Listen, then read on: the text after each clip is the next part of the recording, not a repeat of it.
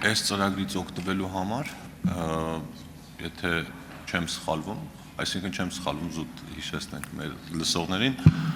Լեռնային Ղարաբաղից ներգաղթած մեր հայրենակիցները պետք է պարտադիր ստանան Հայաստանի Հանրապետության քաղաքացիություն։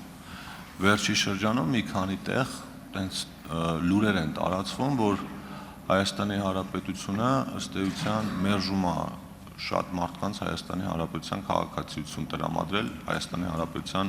անձնագիր տրամադրել։ Կխնդրեի, եթե ձեր ձեռքի տակ տվյալներ կան, մինչև այսօր քանի հոգի է դիմել, քանիսն է մերժվել, քանիսն է ստացել եւ ընդհանրապես այդ լուրերը ինչպես կմեկնաբանեք։ Շնորհակալություն, պարոն Թունյան, հարցի համար։ Ես այսօրվա դրությամբ թվերը կարող եմ նշել, ուրեմն քաղաքացիություն են ստացել մեր տեղահանված հայրենակիցներից 26233-ը,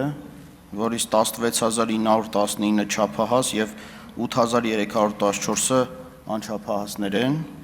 Մշակման մեջ, այսինքն քաղաքացիության